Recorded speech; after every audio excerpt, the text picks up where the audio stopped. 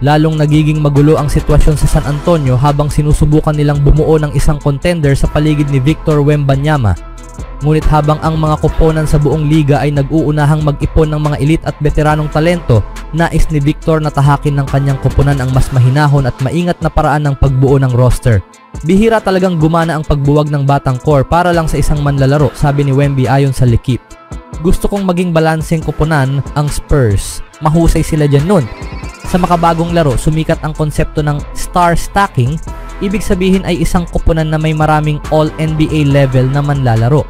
Sa paglipas ng mga taon, nakita na natin ang mga koponang tulad ng Heat, Warriors, Nets at Suns na gumamit ng ganitong estratehiya sa iba't ibang antas ng tagumpay. Para sa Nets at Suns, lalo na ang pagkuha ng isang superstar ang kalaunay naglagay sa kanila sa alanganing kalagayan. Sa kaso ni Wembanyama at ng Spurs, iba ang kanilang tinatahak na landas.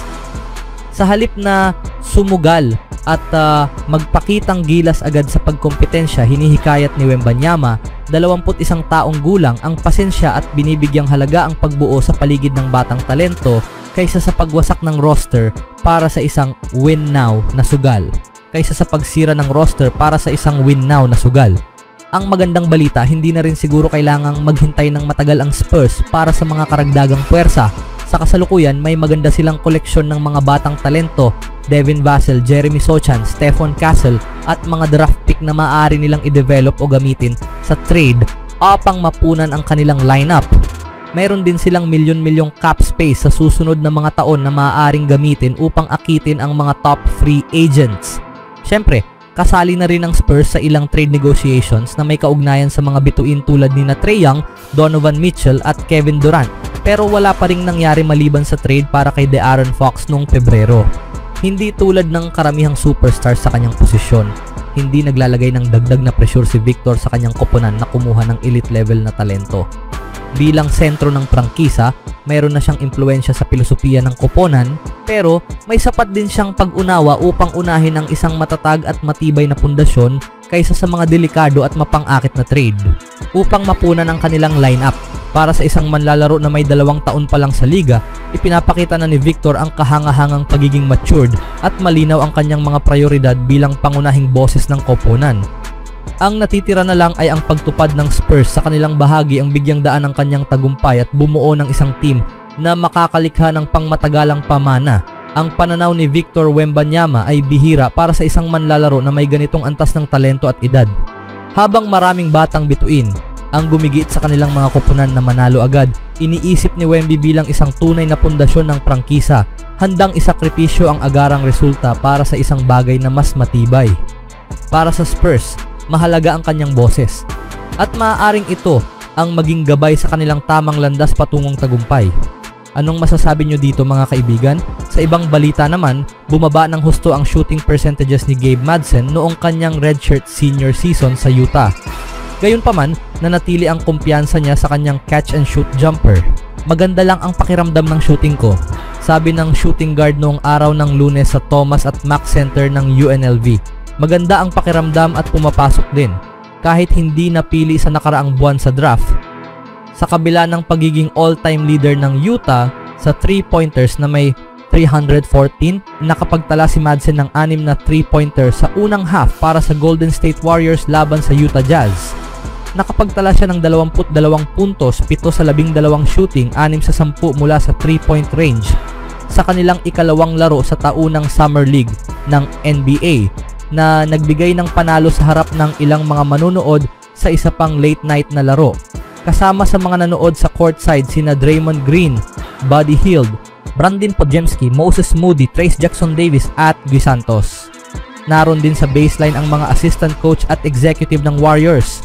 Nanood din si Jalen Williams ng Oklahoma City Thunder sa kanyang nakababatang kapatid na si Cody, isang wing ng Jazz at dating lottery pick na nagtala rin ng 22 puntos katumbas ng kay Madsen. Ang second round pick ng Warriors na si Alex Tuhey ay nagkaroon ng pinakamagandang laro ngayong summer. May 15 puntos, 5 rebounds at 2 assist habang panalo ang kanyang 24 na minuto ng 10 puntos. Ang kapwa rookie second round pick na si Will Richard ay nagdagdag ng 10 puntos, 6 na rebounds at 3 steals para sa Warriors na nakuha rin ang 13 puntos, 5 rebounds 3 assist, 1 steal at 3 blocks mula kay Chris Manon. Ayon kay Laine Wilson, Summer League head coach ng Golden State, nahanap ng team namin ang tamang galaw sa opensa sa unang half. Ang bola ay mabilis na umiikot at focus ang mga lalaki sa depensa. Mas mahusay na pacing at ball movement kumpara sa huling laro nila kung saan sila nabugbog ng Portland ang tumulong para makalaya si Madsen sa 3 3-pointer sa unang quarter at 3 pa sa ikalawa. Sa pagkatalo kontra Blazers, naka 8 puntos siya sa huling quarter. Nang tanungin kung nakakuha ba siya ng kumpiyansa mula noong Sabado, masarap pa ring makita na pumapasok ang shooting, may konting epekto yon. Obvious naman na medyo mababa ang naging taon ko sa Utah noong nakaraan, pero hindi talaga nawala ang kumpiyansa ko. Anak ng mga guro at may kakambal na si Mason, hinubog ni Madsen ang kanyang kumpiyansa sa Eau Claire, Wisconsin at Rochester, Minnesota patungo sa pagiging 3-year recruit. Una siyang pumasok sa Cincinnati noong 2020 to 21st season, ngunit nag-opt out dahil sa COVID-19 at lumipat sa Utah sa off-season. Siya rin ang may hawak ng program record sa 3-pointers sa isang season, may 105 threes in 2023 to 24. Sa unang 3 taon ni Madsen sa Utes, may shooting percentage siya na 38.2% from the 3-point range at averaging 11.3 points per game. Pero nang siya ay maging pangunahing opensa bilang 5th year senior at walang consistent playmaking para malibre siya, bumaba sa 32.2% ang kanyang shooting mula sa 9.5 attempts per game from the 3-point range. Kailangan kong mga mahihirap na shooting kailangan kong kumuha ng mga mahihirap na shooting para lang makapasok sa laro kumpara ngayong gabi na mas may mga open shots, sabi ni Madsen. Suot ang mahabang brown na buhok at maikling bigote na may kulay, 24-year-old at with height 6 feet 6 inches. Sinabi rin niyang yung mga shooting ngayon ay mas natural at may espasyo, ibang klase lang talaga ang laro. Nag-ensayo si Madsen para sa draft sa Cleveland at sinabi niyang nag-workout siya para sa 6 o 7 NBA teams. Dagdag pa niya, ang Warriors talaga ang team na gusto kong laruin at gusto rin nila ako, kaya naging maayos ang lahat. Sabi ni Wilson, ang mga 3-pointer ni Madsen sa unang quarter, una mula sa kaliwang kanto sa transition, ikalawa mula sa kaliwang wing, at ikatlo sa paligid ng screen sa tuktok ng key, ang tumulong para kumalma ang Warriors. Ang kanyang sunod-sunod na tira sa ikalawang quarter ay nagpatayo sa mga kakampi niya sa tuwa at paghiyaw. Ayon kay Madsen, tinatrato niya ang Summer League na parang 3 linggong training camp kung saan umaasa siyang matuto ng tungkol sa NBA habang nagsisilbing audition para sa Golden State at para na rin sa iba pang 29 na teams.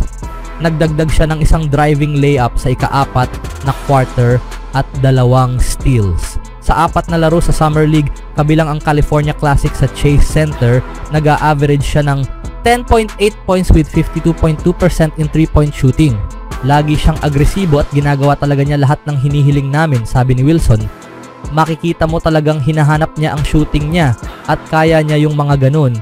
Kaya para sa ibang players, bagay na bagay dahil gusto naming laging nasa attack mode ang mga players namin. Anong masasabi niyo sa player na ito, mga kaibigan? Anong masasabi niyo sa player na ito, mga kaibigan?